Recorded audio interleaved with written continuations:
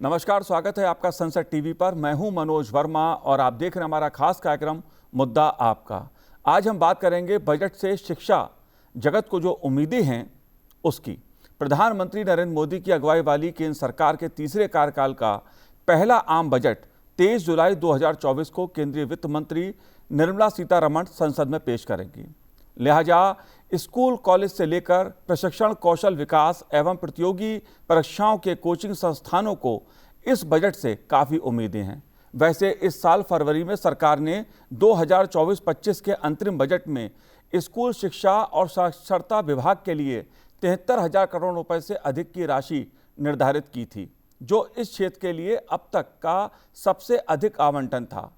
अब जब पूर्ण बजट 23 जुलाई को पेश होने वाला है तो विकसित भारत को ध्यान में रखते हुए बजट और शिक्षा जगत की अपेक्षाओं का मुद्दा अहम हो जाता है। इसलिए मुद्दा आपका में आज हम बात बजट और शिक्षा जगत की करेंगे। चर्चा करने के लिए दो खास मेहमान मेरे साथ इस समय जुड़े हुए हैं। मानव संसाधन विकास मंत्रालय की पूर्व सचिव वृंदा स्वरूप जी हमारे साथ जुड़ी हुई हैं। वृंदा जी, आपका स्वागत है सनसेट टीवी पर। साथ ही हम बात करेंगे शालिनी शर्मा जी से, जो असिस्टेंट सेक्रेटरी जनरल हैं PhD chamber of commerce and industry की। शालिनी जी, आपका भी स्वागत है सनसेट टीवी पर। लेकिन वृंदा जी, शुरुआत मैं आपसे करूंगा क्योंकि मुद्दा शिक्षा का है। जाहिर तौर पर विकसित भारत का लक्ष्य है और बीते 10 सालों में केंद्र सरकार ने, मोदी सरकार ने शिक्षा को प्राथमिकता खासी दी है। आप कैसे देखती हैं जो पिछले बजट पेश हुए और शिक्षा क्षेत्र के लिए जो काम सरकार ने किए हैं उसके परिणाम क्या सामने उभर के आए? जो अभी तक बजट के जरिए से जो इन्वेस्टमेंट शिक्षा क्षेत्र में हुई है, उसमें सबसे बड़ा जो वृद्धि हुई है, जो दिशा निर्देश स्पष्ट हुए हैं, वो मैं दो पार्ट्स में डिवाइड करूंगी। एक पहला तो है कि स्किल्स और उससे रिलेटेड करिकुलम, उससे रिलेटेड व्यवस्थाओं को बहुत बढ़ावा मिला और ये जो है चालू रहना चाहिए और मैं उम्मीद करती हूँ इस बजट में इसमें और वृद्धि होगी। दूसरा जो पहलू है वो ये है गुणवत्ता का। तो गुणवत्ता में बहुत से पहलू जुड़े रहते हैं। वो एक ये व्यवस्था है जो स्कूल की है, स्कूली शिक्षा में, और जहाँ गैप्स हैं, जहाँ अभी भी चैलेंजेस, कठिनाइयां हैं, उनको पूर्ण करने के लिए विशेष टारगेटिंग, विशेष दिशा होनी चाहिए जिससे कि उस ओर भी वृद्धि हो। जी मेरा ख्याल है ये दो चीजें हैं जो मुख्यतः शुरुआत हुई है, अच्छी शुरुआत है, मगर आगे और बढ़ने की जरूरत है। जी शालिनी जी, आप कैसे देखती है जब हम बात बजट की करते हैं और शिक्षा जगत की करते हैं? जाहिर तौर पे शिक्षा जगत जीडीपी में अपनी भागीदारी अधिक चाहता है।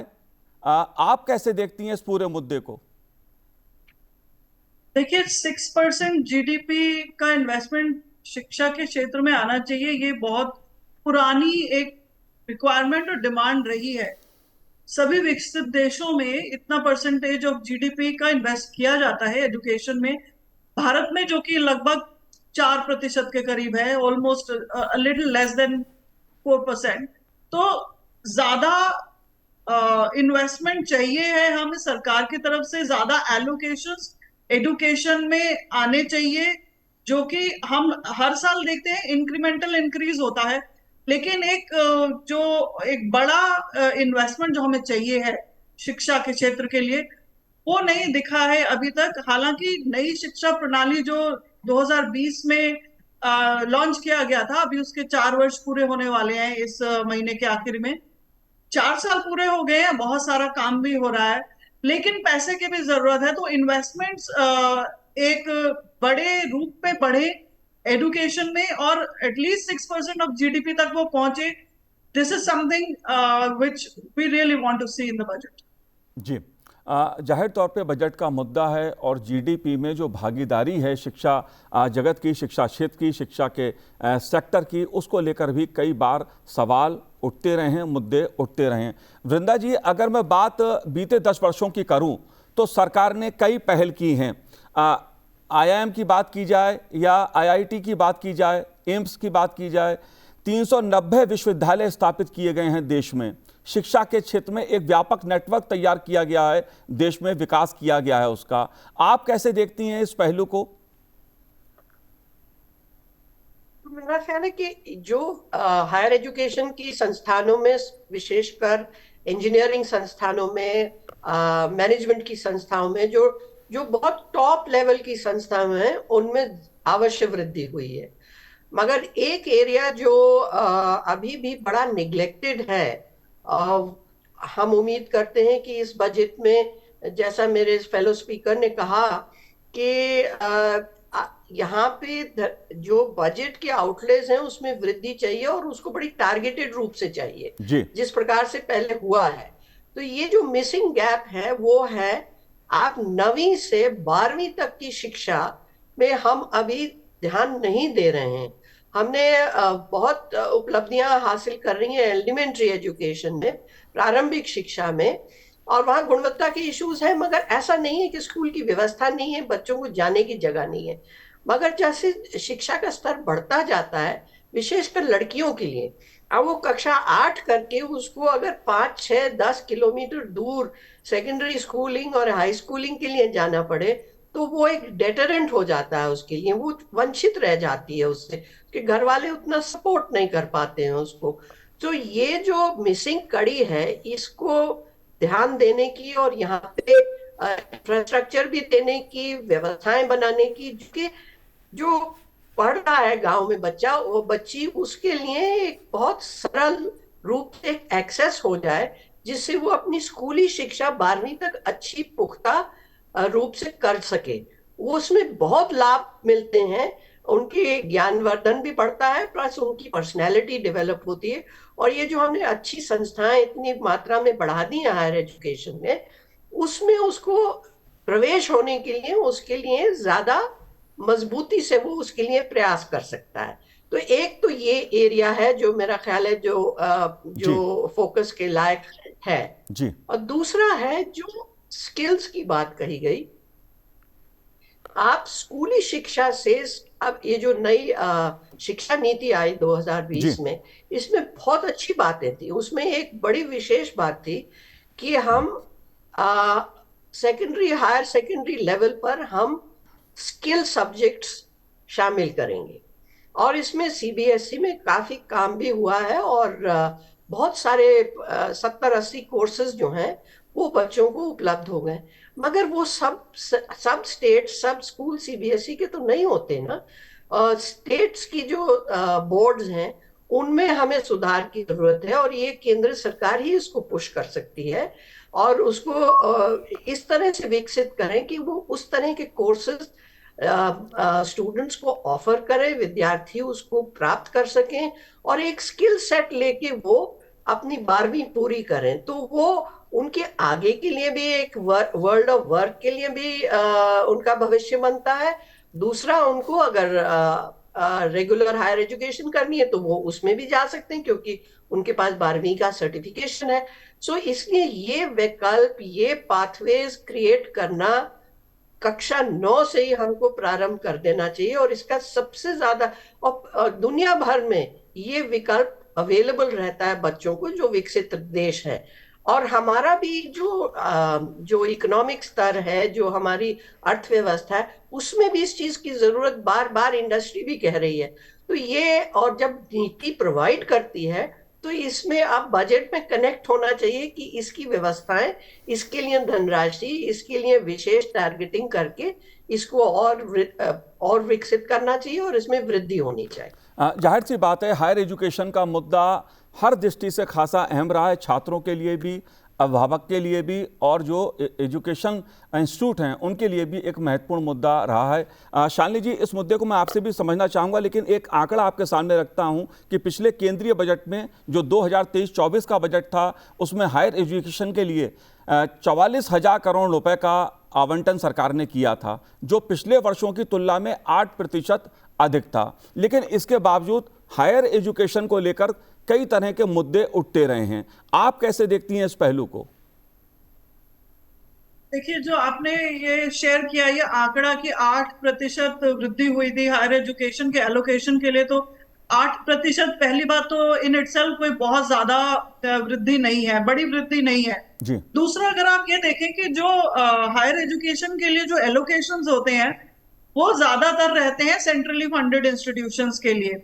आपने बताया 300 के करीब आईआईटीज आईएम्स और बना दिए गए हैं, प्लस और 100 से अधिक सेंट्रली फंडेड इंस्टीट्यूशंस हैं। तो मेजर प्रोपोर्शन जो हायर एजुकेशन की एलोकेशन का है वो जा रहा है सेंट्रली फंडेड इंस्टीट्यूशंस को, जबकि वो बहुत छोटे प्रतिशत स्टूडेंट्स को केटर कर रहे हैं। जो लार्ज परसेंटेज है स्टूडेंट्स का वो जा रहा है प्राइवेट और स्टेट फंडेड कॉलेजेस में। Private technical institutions in any case 60% private sector में है, और स्टेट यूनिवर्सिटीज ज्यादा परसेंटेज स्टूडेंट्स को केटर कर रही हैं। तो जो भी बजट का एलोकेशन है वो इस मेजर पोर्शन को नहीं जा रहा है। जो क्वालिटी का गैप है उसका इशू इन्हीं दो सेक्टर्स में आ रहा है, private sector technical institutions and state funded universities, जिनके पास ऑप्टिमम पैसा नहीं है किसी भी चीज के लिए। जी वो कोर्सेज चला रहे हैं, वो एक ऑप्शन दे रहे हैं बच्चों को, बट जो गुणवत्ता की बात है जहां पर वो उतनी ऑप्टिमम नहीं है। इसीलिए आप देख रहे हैं कि बच्चे बाहर जा रहे हैं, कंट्री से बाहर बच्चे इसलिए छोड़ के जा रहे हैं क्योंकि उनके पास ऑप्शंस नहीं है। जो सेंट्रली फंडेड यूनिवर्सिटीज और इंस्टीट्यूशंस हैं उनमें सबको एडमिशंस नहीं मिलते हैं। जी जो नेक्स्ट ईयर ऑफ इंस्टीट्यूशंस हैं उनकी क्वालिटी उतनी अच्छी नहीं है, तो वो बाहर जाना प्रेफर करते हैं इसी वजह से। तो मेरे हिसाब से जो हायर एजुकेशन का एलोकेशन है, एक तो उसको बहुत बड़े पैमाने पे बढ़ाने की जरूरत है। दूसरा कि कुछ ऐसा मैकेनिज्म होना चाहिए जिसके through state universities, state technical institutions को भी पैसा जाए। जी प्राइवेट टेक्निकल इंस्टीट्यूशंस को दे आर सेल्फ फंडेड, तो उनके लिए गवर्नमेंट फंड नहीं करेगी, बट रिसर्च के लिए फंडिंग प्राइवेट इंस्टीट्यूशंस को इक्वल अपॉर्चुनिटी होनी चाहिए as far as getting research funds is concerned। जो रिसर्च के फंड्स एलोकेट होते हैं डिफरेंट स्कीम्स के थ्रू, उनमें हमने देखा है सिलेक्शन कमिटीज में ज्यादातर प्रेफरेंस पब्लिक फंडेड इंस्टीट्यूशंस के लिए होती है। प्राइवेट इंस्टीट्यूशंस को एक तरीके से ट्रस्ट नहीं किया जाता है, या उनके प्रपोजल्स पे इतना ध्यान नहीं दिया जाता है, क्योंकि सभी ये मानते हैं कि आईआईटीज हैं तो वो बहुत अच्छा काम करेंगे, प्राइवेट इंस्टीट्यूशन है तो डाउटफुल है उसके क्रेडेंशियल्स। तो सेम ट्रीटमेंट प्राइवेट इंस्टीट्यूशंस को रिसर्च फंडिंग के लिए मिलना चाहिए, और स्टेट यूनिवर्सिटीज जो हैं उनको सेंट्रल एलोकेशंस मिलनी चाहिए to cater to the large mass of students. जो इतने तादाद में जो बच्चों को वो केटर करती हैं, उसके लिए I think centrally funded institutions के बराबर नहीं तो कुछ तो उनके कंपैरिजन में at least some portion of funding should go to private to state funded universities. बिल्कुल, इस मुद्दे को मैं वृंदा जी आपसे भी समझना चाहूंगा, लेकिन उससे पहले जो आंकड़े हमने रखे, जाहिर सी बात है 390 विश्वविद्यालय देश में अगर स्थापित हुए हैं तो एक ये बड़ा आंकड़ा है।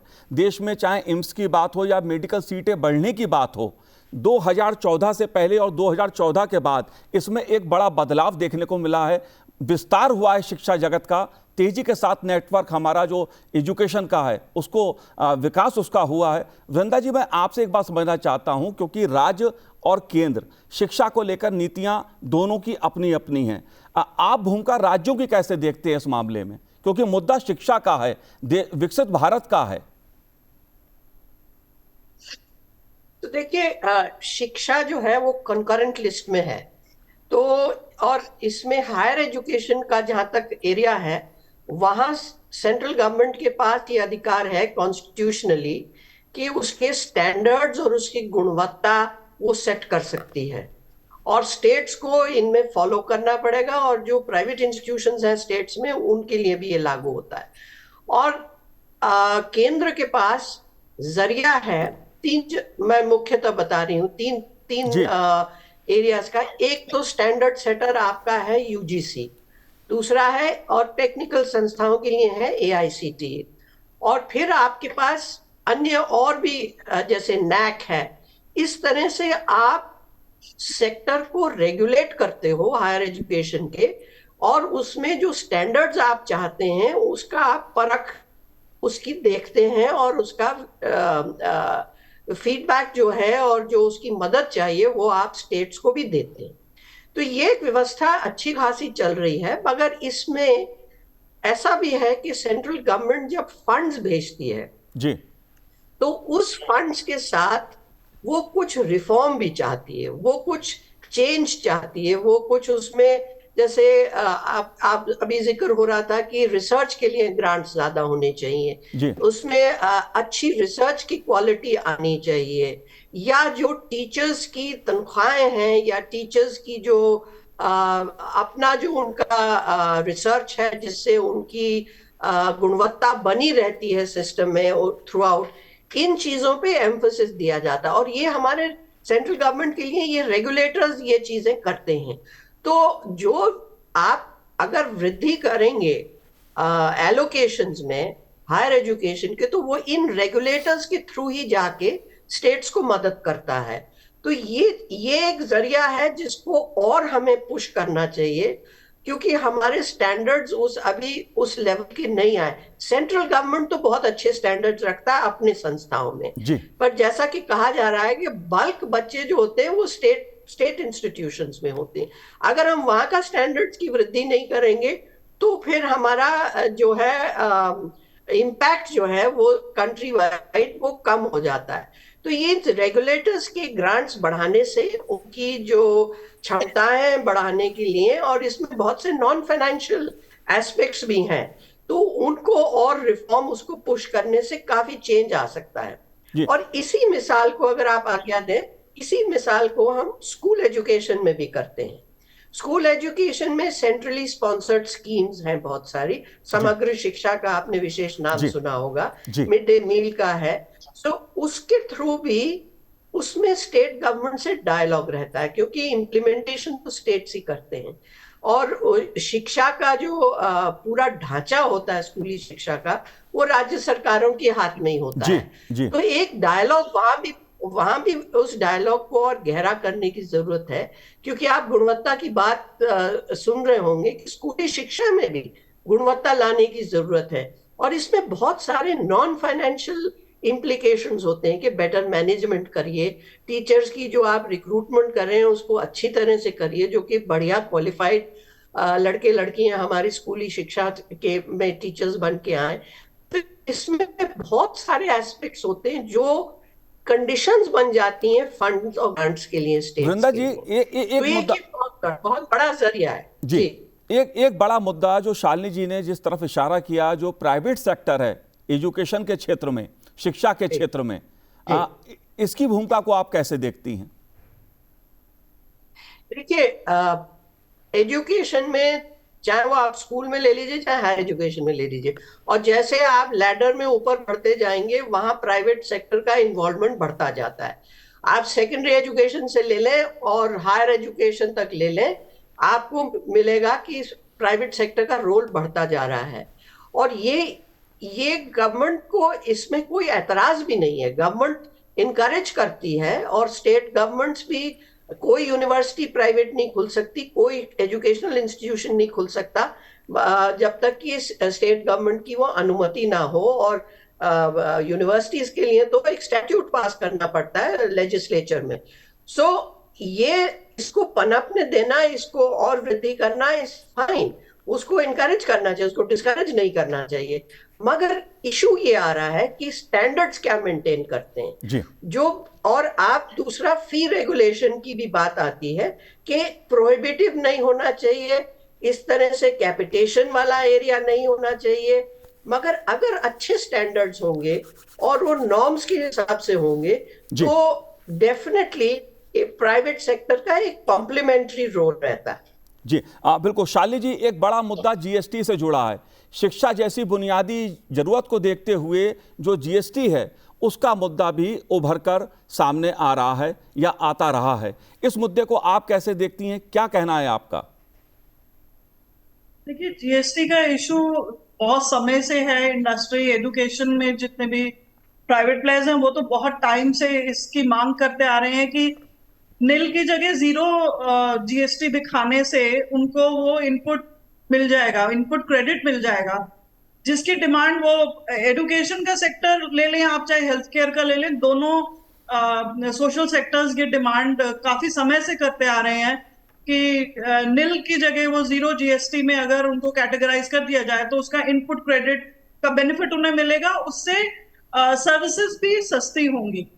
जितनी भी आपके हॉस्पिटल सर्विसेज हैं और पेरिफेरल सर्विसेज जो एजुकेशन इंस्टीट्यूट्स में होती हैं, उनकी जो रेट्स हैं वो कम हो जाएंगे।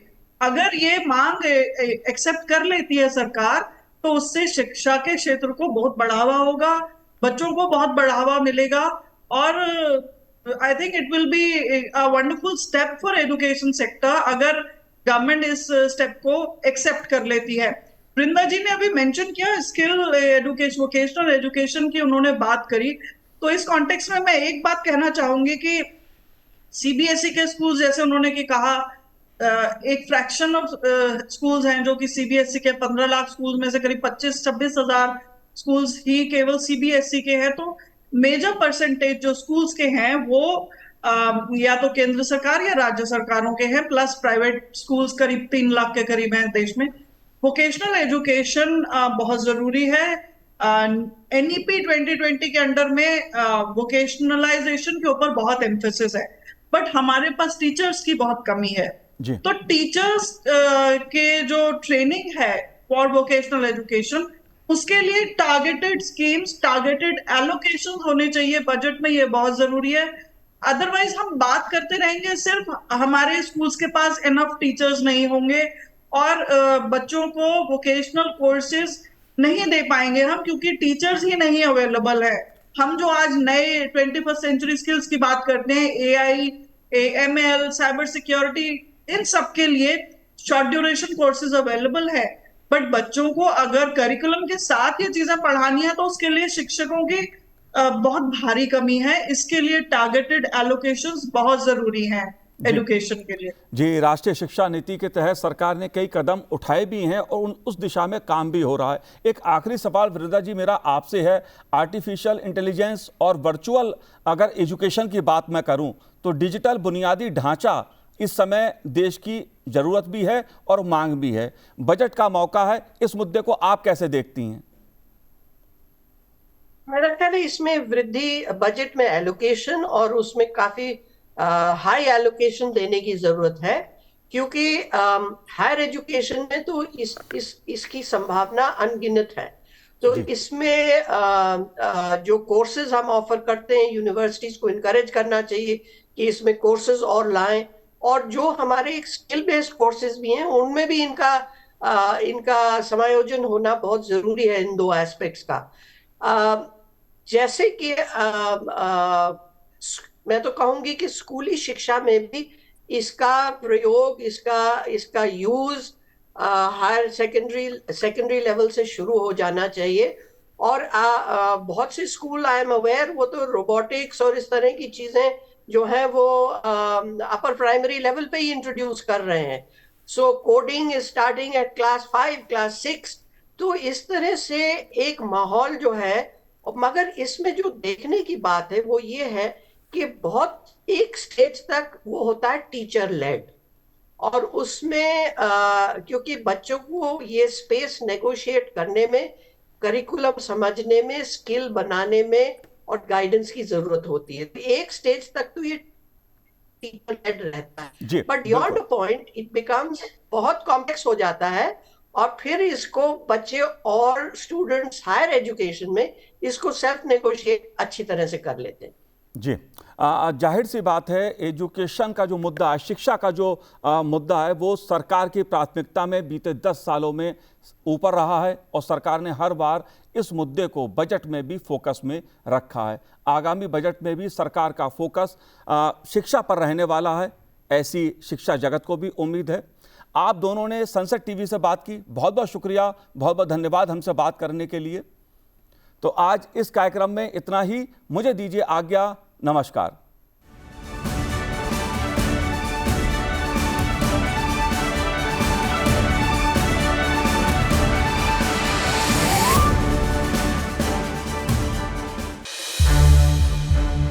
संसद टीवी के और भी प्रोग्राम्स देखने के लिए सब्सक्राइब करें हमारा YouTube चैनल और हाँ, इन्हें लाइक और शेयर करना ना भूलें।